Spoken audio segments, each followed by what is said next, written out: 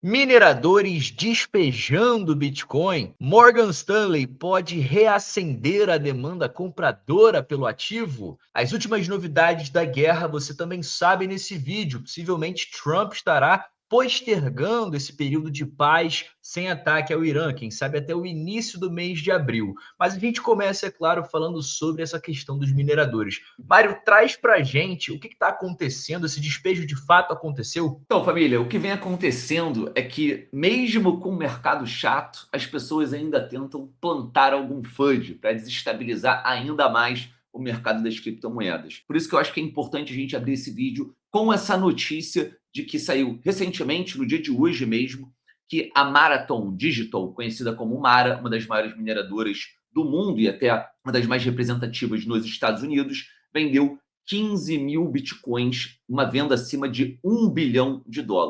Então, naturalmente, como vocês podem ver aqui nos comentários, isso traz a preocupação, as pessoas perguntando qual é o contexto, será que isso é um prenúncio de alguma coisa que vem acontecer? Perguntam se isso é verdade, por que eles estão vendendo, segundo o Tom, tão perto do fundo?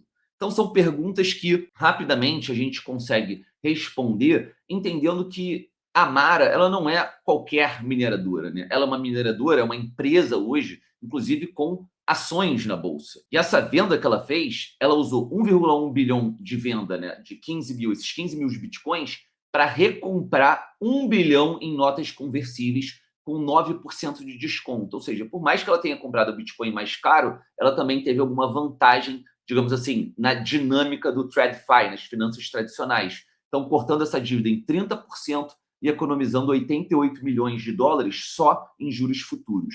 Então, isso traz uma melhora no balanço patrimonial dela, o que, no fim das contas, trouxe até uma pressão positiva no preço das suas ações. Essa venda fez com que, inclusive, as ações da Mara subissem, porque o mercado viu isso como algo inteligente, focado em uma gestão profissional. É importante a gente lembrar que miners ou mineradores são pessoas diferentes de holders. Nada impede que um minerador acumule, seja um holder, mas quando a gente olha isso em termos on-chain, em termos de ações, a gente tem implicações muito diferentes, tá?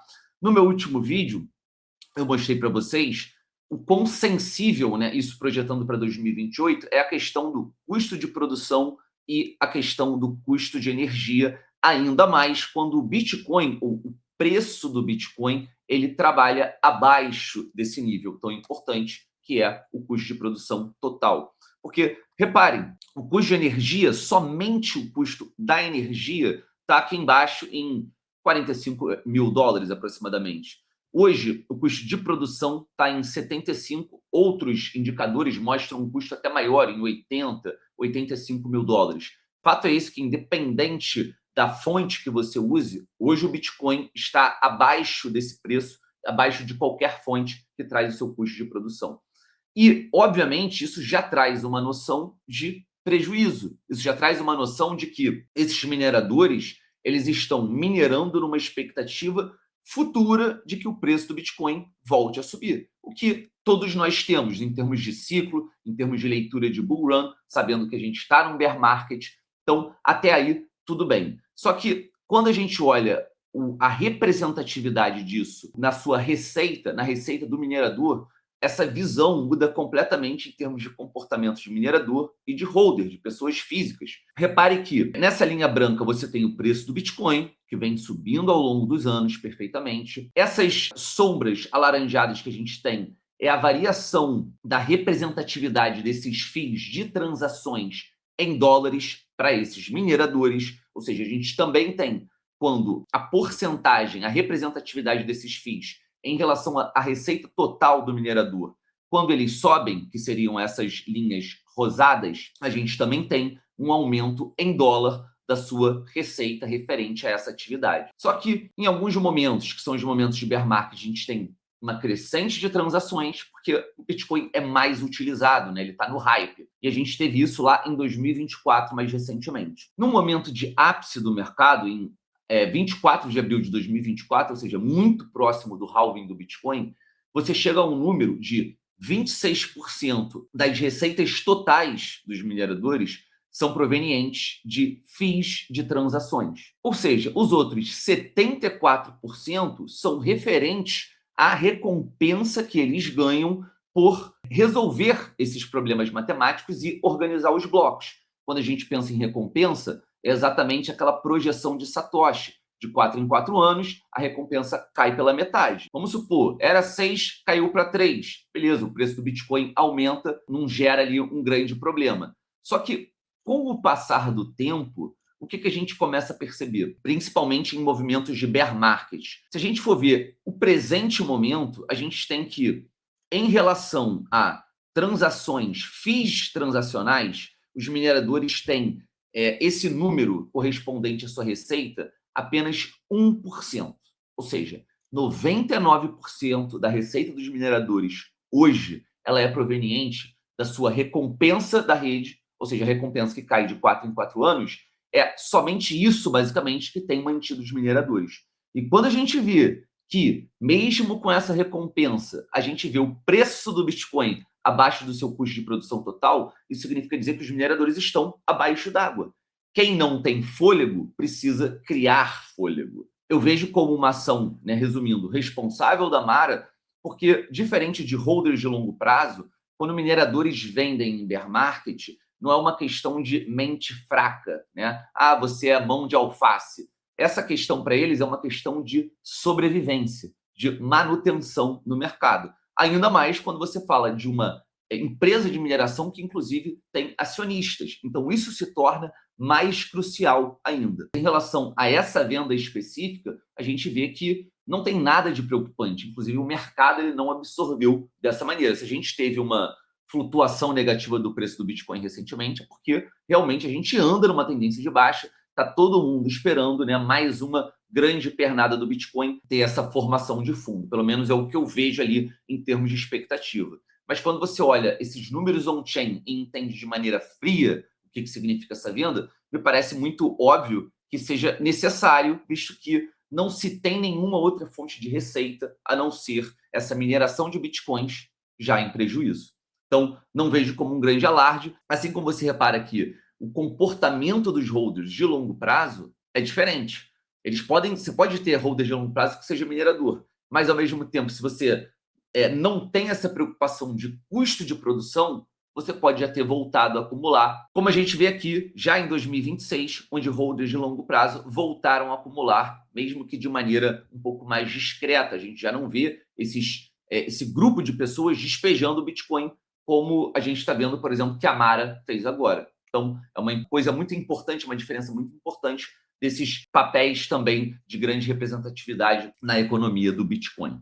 Então, Brunão, passo para você para trazer aí um cenário do JP Morgan. Será que ele vai trazer um apetite novamente para os compradores desse mercado? Antes da gente começar falando aqui a respeito do Morgan Stanley, já lembro você que assiste esse vídeo para deixar o seu like aqui, que é sempre muito bem-vindo, um comentário ao final, algum tipo de crítica, sugestão ou tipo de conteúdo que você queira ver aqui, queira consumir no nosso canal, traz para a gente aqui nos comentários, que a gente sempre avalia os comentários e, claro, traz aí o que vocês pedem para a gente. Mas vamos lá. Basicamente, galera, a gente vê o Bitcoin vivendo aquele marasmo, ali entre 65 e 70 mil dólares há bastante tempo, e a gente pode ver agora, com o lançamento iminente do ETF de Bitcoin do Morgan Stanley, um dos maiores bancos nos Estados Unidos, isso pode reacender, reviver essa demanda pelo Bitcoin. Então, quem está falando isso aqui é o Eric Balchunas, persona conhecidíssima dentro do mercado de ETFs, e ele fala que geralmente quando essa listagem, esse anúncio de listagem é feito dentro da NYSE,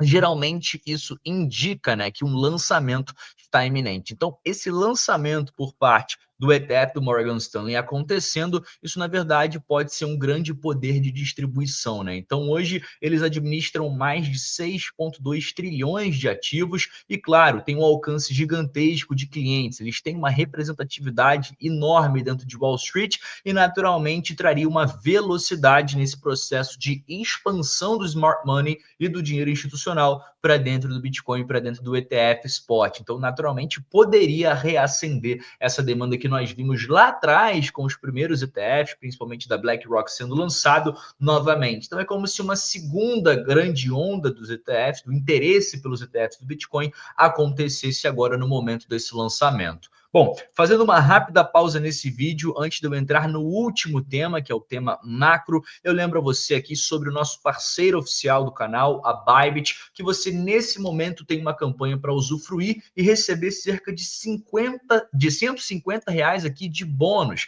E como é que funciona? Você precisa ter uma conta nova na corretora, ter criado, né, ou seja, uma conta nova, depositar 600 reais via Pix ou qualquer criptoativo. Então, se você já tem uma conta, você pode indicar essa promoção para um amigo, né, para um tio, para um conhecido. Quem sabe vocês não dividem aí essa comissão, brincadeiras à parte, mas olha só, você usa o cartão dentro da Bybit nesses 600 reais que você depositou e no momento do seu depósito você recebe 100 pratas. Usou esses 600, você ganha mais 50. Então, basicamente, depositou 600 e usou o cartão da corretora, você recebe no total um bônus de 150. 100 pelo depósito e 50 por utilizar esse dinheiro que você depositou e está utilizando o cartão, beleza?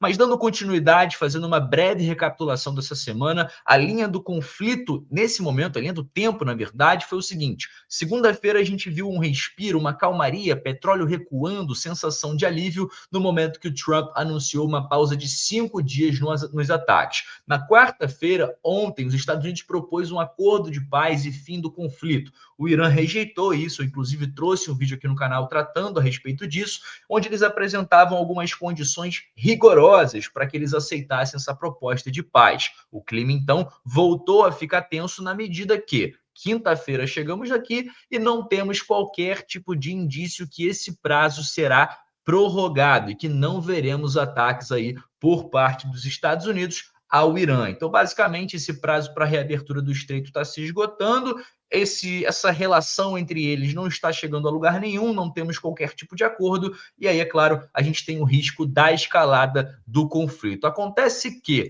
nas últimas horas, cerca de meia hora atrás, no momento da gravação desse vídeo, o presidente Trump divulgou através da sua rede social, lá no Truth Social, que ele está anunciando um período de pausa nos ataques prorrogados de usinas elétricas, né, os ilhas de petróleo, de óleo. Então, isso por 10 dias. Então, basicamente, ele não vai, né, trazer aí mais uma vez os ataques de volta. Então, meio que prorrogando aquele prazo que a gente tinha tanta atenção de que poderia acabar e então os ataques novamente começassem, né? Então a gente tem aqui mais uma vez ele postergando até pelo menos o dia 6 de abril. Então, ao que tudo indica, esse confronto, esse conflito deve dar uma desacelerada até o dia 6. A gente deve ver o barril de petróleo caindo muito provavelmente amanhã, nessa sexta-feira, e claro, os mercados também recebendo um certo respiro, né? A gente vê inclusive que o Irã enviou um presente, né, aos americanos, deixando eles passarem 10 navios petroleiros pelo Estreito de Hormuz, como o próprio Donald Trump divulgou. Parece que eles tinham deixado passar 8, e aí eles falaram algo que os Estados Unidos não gostou publicamente, e aí deixaram passar 10 no total. Então, de fato, a gente vê que negociações acontecem, não estão chegando a lugar nenhum, mas parece que estão aí jogando um jogo de xadrez, né? A gente vê agora postergando, né, um período sem conflito, o que para os mercados é muito bom a gente ver esse respiro acontecendo. Então, por um outro lado, a gente vê o Pentágono desenvolvendo opções militares para um golpe final, mas com essa última divulgação do Trump há poucos minutos atrás, parece que esse golpe final deve esperar um pouco mais. Ou seja, pode ser que o presidente Trump esteja apenas ganhando um pouco mais de tempo até o seu golpe final esteja de fato pronto para que ele venha então a trazer um checkmate ao Irã. Ou então, de fato, ele está aí com boa fé, querendo, né, uma paz nesse conflito, e postergar seria somente um ganho de tempo. Mas vamos acompanhar aí os próximos capítulos dessa novela. Da minha parte, é isso. A gente vê muito provavelmente agora um respiro nessa sexta-feira, mediante a esse post aqui que o Trump trouxe há mais ou menos 20 minutos atrás aí da gravação desse vídeo. Então, eu vou me despedindo por aqui, agradecendo você que fica com a gente até o final desse vídeo, e passo agora a bola para o meu querido Mário encerrar para a gente. É isso, família. Se você ainda não é inscrito, se inscreva. A gente segue acompanhando o mercado cripto diariamente aqui na Liga Cripto. E amanhã tem live do Rodrigão, trazendo tudo sobre ação de preço com o melhor analista do Brasil. Então, Vamos ficando por aqui. Grande beijo, grande abraço. Até a próxima, família. Valeu. Valeu.